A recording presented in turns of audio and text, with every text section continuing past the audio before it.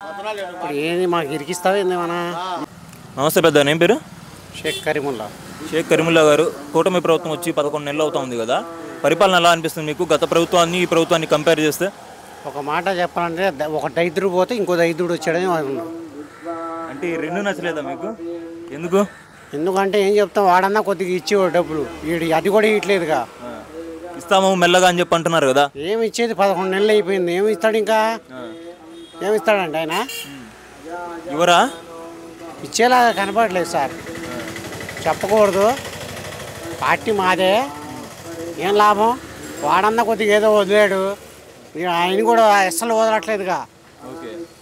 అంటే ఈ పార్టీ అసలు వచ్చిద్దో లేదో అని చెప్పి చాలా సందిగ్ధం ఉంది. 2019లో ఆ రేంజ్లో ఓటమి చెందిన తర్వాత, కానీ 121 స్థానాలు వచ్చినాయి కదా. ఈ 121 స్థానాలు రావడంలో కార్యకర్తల పాత్ర చాలా కీలకమైంది. మరి గెలిచిన తర్వాత కార్యకర్తలకు ఏమైనా చేస్తుందా టీడీపీ? ఏం చేయట్లేదండి. కార్యకర్తల వాళ్ళ యొక్క మనోభావాలు ఎలా ఉన్నాయి ఇప్పుడైతే? మనోభావాలంటే ఒక మాట చెప్పాలంటే అసలు ఏం చేయట్లా.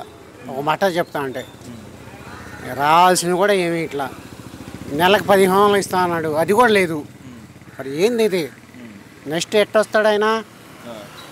కార్యకర్తలను కూడా పట్టించుకోవట్లేదా? మరి ద్వితీయ శ్రేణి నాయకులు ఉంటారు కదా, వార్డు నాయకులు కావచ్చు, లేకపోతే సర్పంచ్లు కావచ్చు, ఎవడు పట్టించుకోలేదండి. ఎవరు పట్టించుకోవట్లేదు. ఇలా అయితే కష్టమేనా? మరి కష్టమే. ఏమైనా చెప్పదలుచుకుంటున్నారా మీరు? చంద్రబాబు నాయుడు గారికి కావచ్చు, లోకేష్ గారికి కావచ్చు. అసలు ఆయన కూడా చెప్పవసరం లేదు, లోకేష్ గారికి చెప్పవసరం లేదు. వాళ్ళు అంత దరిద్రంగా చేస్తున్నారు. ఇప్పుడు పార్టీ మాదే, ఏం చేస్తాం? ఏంది అవకాశం ఏం చేయట్లేదు మాకు. ఓకే, ఇంకోటండి, ఇప్పుడు అమరావతి రాజధాని అని చెప్పి అంటున్నారు. మొన్న మోదీ గారు వచ్చి శంకుస్థాపన చేశారు. ఈ తడవైద్దంటారా అమరావతి రాజధాని? అయిపోద్దా? మరి అయితే మరి చేసినట్టే కదా. చేసినట్టేనండి, జనాన్ని ఇవ్వాల్సింది కూడా ఇవ్వాలిగా. కొద్దిగా మాట చెప్తున్నా, మళ్ళా మాట ఇవ్వాల్సింది కూడా ఇవ్వాలిగా. నెలకు పిల్లోళ్ళకి ఏమో 15,000, ఆడవాళ్ళకి ఇది అన్నాడు, అదే అన్నాడు. 11 నెలలు అయినా కూడా ఏమి ఇలా అయినా.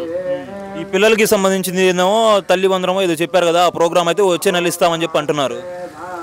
వచ్చినప్పుడు అయితే చెప్దామండి, రానప్పుడు ఏం చెప్తాం?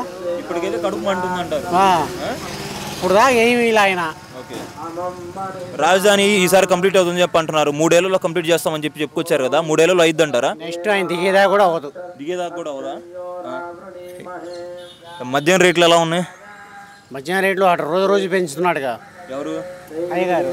అయ్యగారా? జగన్ ప్రభుత్వంతో కంపేర్ చేసుకుంటే తక్కువే కదా. ఆయన తెల్లకాయ నొప్పి, ఈయన తెల్లకాయ నొప్పిలండి, చెప్పుకోవటం వేస్ట్. సరే, ఈ జగన్ హయాంలో మద్యం దాంట్లో కుంభకోణం జరిగింది, అవినీతి జరిగిందని చెప్పి అంటున్నారు కదా, నిజంగా జరిగిందా? మేమేం చదువుకోలేదండి చెప్పుకోవాలంటే. సరే, ఇప్పుడు జగన్ని అరెస్ట్ చేద్దామని చెప్పి చూస్తున్నారు. అరెస్ట్ చేసే సత్తా ఉందంటారా? చేయాల్సిందే. ఏం చదువుకోలేదు, ఏం చేయలేదు అని చెప్పారు. మరి ఎందుకు అరెస్ట్ చేయాలి? దాంట్లో ఏమైనా జరిగితేనే కదా. చేయటం ఏంది? అక్కడ ముందు అవుతే తీసుకెళ్ళి ఫోన్లు తెంగటం, పర్సులో డబ్బులు తెగేయటం, ఈ పని ఆయన. ఎవరు? జగన్ గారు. జగన్ చేయమంటారా అలాంటి? ఆయన చేసా, ఈయనేమో అలా చేయట్లేదు. అది ఫోన్లు తెంగటం, డబ్బులు తెంగటం, వెళ్ళిపోవటం. ఫోన్లు డబ్బులు తీసుకెళ్లే వాళ్ళు వేరే వాళ్ళు, వాళ్ళ దొంగలు. వాళ్ళకి జగన్కి లింక్ ఏంటి? దొంగలు కదండి, పోలీసులు. పోలీసులు తీసుకెళ్తున్నారా? మరి ఇప్పుడు పోలీసులు మారారా? మరి భాషా ఇదరా ఇప్పుడు ఏంది మాకు ఇరికిస్తావు ఏంది మన? ఇప్పుడు పోలీసులు మారారా లేదా? మరి మారారులే, తగలబడి మారారు. మొత్తానికి అయితే లాస్ట్గా ఒక ముక్కలో చెప్పాలంటే ఏం చెప్తావు? కూటమి నాయకులకి ఏదో పట్టించుకోవట్లేదు అని చెప్పి అంటున్నావు కదా. అస్సలు పట్టించుకోవట్లేదు వాస్తవంగా అయితే. ఏమేమి పట్టించుకోవాలో కొద్దిగా చెప్పు. ఏం పట్టించుకునేది? పిల్లలకి 15,000 ఇస్తాను, ఆడవాళ్ళకి 2,000 ఇస్తున్నాడు, గ్యాస్ బండ్లకేమో ఇస్తా అన్నాడు. గ్యాస్ బండ్లకి ఇచ్చాడా? బండ్లు కూడా రాలేదా? బండ్లు కొని చేసుకున్నామండి, వాడు ఇవ్వాలిగా. ఇయటం ఏంది, తీసుకోవటం ఏంది?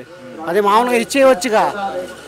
ఆ బ్యాంకులో ఇటుంది, ఆ బ్యాంకు వాళ్ళు మాకు డబ్బులు ఇట్లా ఫ్రీ బండ్లు అన్నాడు.